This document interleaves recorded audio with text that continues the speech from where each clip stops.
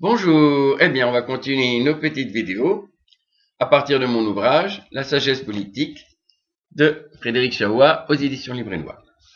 Alors, de quoi va-t-on parler aujourd'hui? Eh bien on va parler de la retraite, un sujet, il faudrait me dire, bien d'actualité. Alors il faut expliquer déjà que s'il y a un tel mécontentement populaire, c'est qu'il y a surtout une souffrance à latence. Je veux dire, c'est pas... Si tout allait bien, bon ben tout va bien, on nous dit voilà, la retraite, etc. Peut-être ça aurait été mieux accepté. Mais là, il y a une telle souffrance, on a un peuple tellement exaspéré, préoccupé, que, je veux dire, c'est en gros, pour reprendre une expression populaire, c'est la petite goutte d'eau qui a fait déborder le vase. Et c'est pour ça qu'il y a une telle explosion de colère, finalement, de la part des Français. Alors, à tous les niveaux, au niveau régalien, les Français ont l'impression qu'il y a une impunité des criminels. Comme je l'ai dit, répété si souvent, que disent les sages? Celui qui est charitable avec les gens cruels finira par être cruel avec les gens charitables. Bien sûr, on a des juges qui sont cruels. Non cruels dans le sens tortionnaire, bien évidemment, mais tortionnaires dans le sens de qui sont toujours dans la bienveillance, ils sont très charitables, c'est un malheureux, c'est la société. C'est très très grave. C'est très très grave finalement. On a l'impression aujourd'hui, on inverse les rôles. Le coupable c'est la victime. Non, le coupable c'est pas la victime. Le coupable c'est le prédateur. C'est tout le contraire. Donc il y a ce niveau-là, la guerre en Ukraine. On a pareil. C'est en train de ruiner l'Europe et ruiner la France évidemment. On n'a rien à voir avec cette guerre. Cette guerre ne nous concerne pas. En plus, les médias nous présentent toujours une approche manichéenne. Zelensky c'est un ange. Poutine, c'est un criminel, il est méchant, mais il faut savoir que Zelensky, il a quand même détourné 20 millions d'euros avec les Pandora Papers. Ce même Zelensky, son premier conseiller, c'est son producteur. Donc, je veux dire, en gros, c'est Radio Ukraine, c'est TV Ukraine que les médias mainstream nous assènent finalement tous les jours. Donc il y a ce coût de la vie aussi, de l'inflation, cette guerre à la bon dos, je veux dire. Hein. Il y a cette inflation galopante, les Français n'en peuvent plus. Donc il y a une exaspération. Maintenant, il faut savoir quoi? Il faut savoir que cette réforme va nous pas rapporter à l'État, nous rapporter 12 milliards. Aujourd'hui, on a 3000 milliards. 3000 milliards de dettes. Ça veut dire que c'est comme si vous avez votre compte en banque, vous avez combien de découvertes? 3000 milliards. C'est pas mal, hein, quand même, hein, 3000 milliards. C'est énorme, énorme. Je crois aussi que l'exaspération des Français est bien parce que on s'attaque plutôt, je dirais, aux plus faibles. Il faut dire la vérité. Des gens qui se lèvent le matin, c'est dur et tout, et on va les faire travailler plus. Donc tout ça pour apporter 12 milliards, alors que d'un autre côté, il y a des milliards dilapidés pour rien.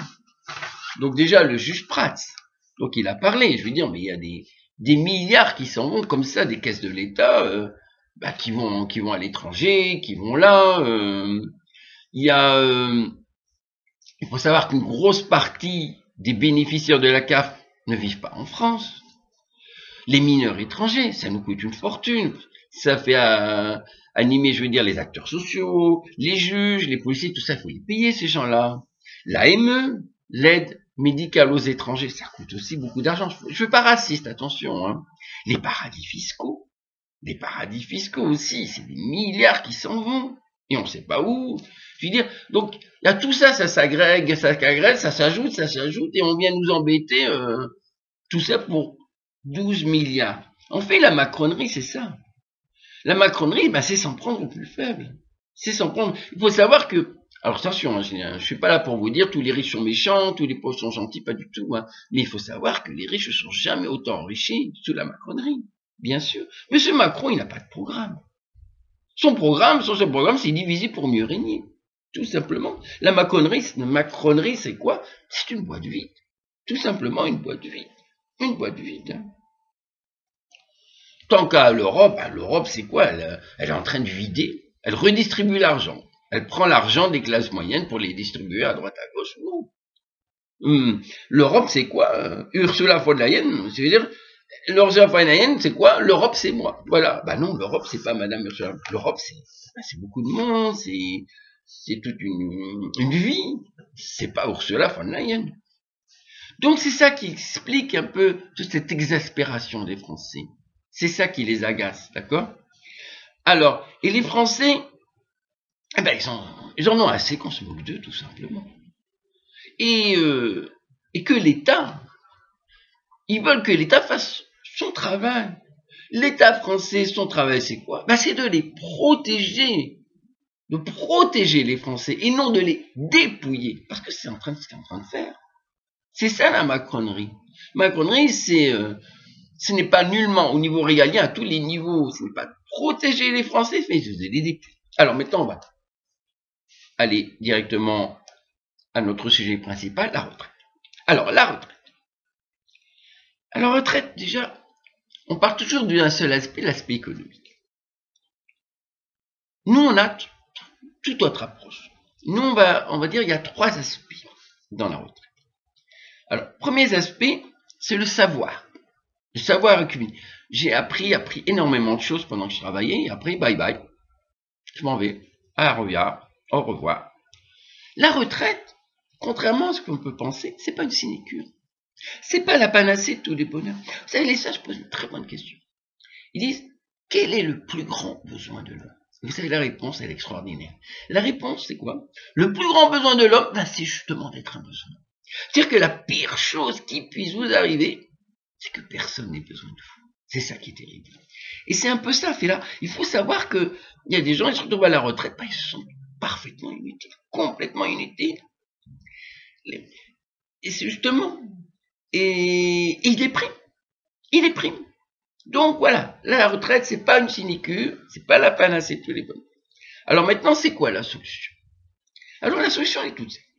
On va regrouper les 3 problèmes, 3 paramètres, je dirais. Donc voilà, je vais travailler jusqu'à 62 ans, et ensuite, je vais être formateur. Tout simplement. Donc comment je vais être formateur? Mon savoir déjà, je vais le communiquer, donc il ne va pas se perdre. Je vais le communiquer à tous mes apprentis. Je vais de 62 ans à 64 ans, bien sûr, je vais travailler en décrescendo. Je vais travailler la moitié du temps, ensuite un tiers, un quart, etc. Donc il y aura une période de transition. Je ne peux pas partir comme ça, salut, au revoir. Ça aussi c'est important. Imaginez par exemple j'ai une amie, elle travaillait à la poste. Elle est venue, elle a fait un remplacement. En 5 minutes, on lui a expliqué ce qu'elle devait faire. C'est pas normal. Donc là, il y aura une personne qui sera... Son job, ce sera de former les gens. Et puis votre poste, au lieu de fermer à 19h, elle fermera à 20h. Donc tout le monde va y gagner. Les formations, ça coûte très cher à l'État. Là, il n'y aura pas beaucoup moins de formations, puisque là, il y aura un formateur, un apprenti. Donc, on va gagner de l'argent aussi. On va gagner beaucoup d'argent. Maintenant, est-ce que tout le monde peut s'improviser formateur? Mais oui. Oui, que le type, il est derrière sa machine, il va lui expliquer le fonctionnement de la machine, il va rester à côté de lui, et puis il va voir comment il fait, ils vont travailler ensemble. La pénibilité, alors bien sûr, à 62 ans, les gens sur les chantiers vont commencer à soulever tout ça. Mais non, bien entendu. Il sera sur le chantier, mais bien sûr, il ne se verra rien. Il va informer, expliquer à l'apprenti, voilà ce que tu dois faire, en maçonnerie, en ceci, en cela. Donc, et puis surtout, un formateur, un apprenti, on aura le temps de bien lui enseigner. Et puis surtout, on aura des travaux pratiques, on sera vraiment dans le cœur. Aujourd'hui, faut laisser tomber la théorie, bien sûr, c'est important, mais c'est surtout la pratique, on apprend beaucoup plus en pratique. Donc voilà, c'est tout simple. Donc on résume la retraite.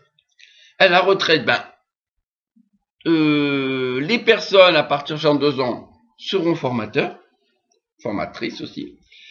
Alors, donc, la personne, déjà, elle va se sentir utile, le formateur, bien sûr. On va résoudre le problème économique.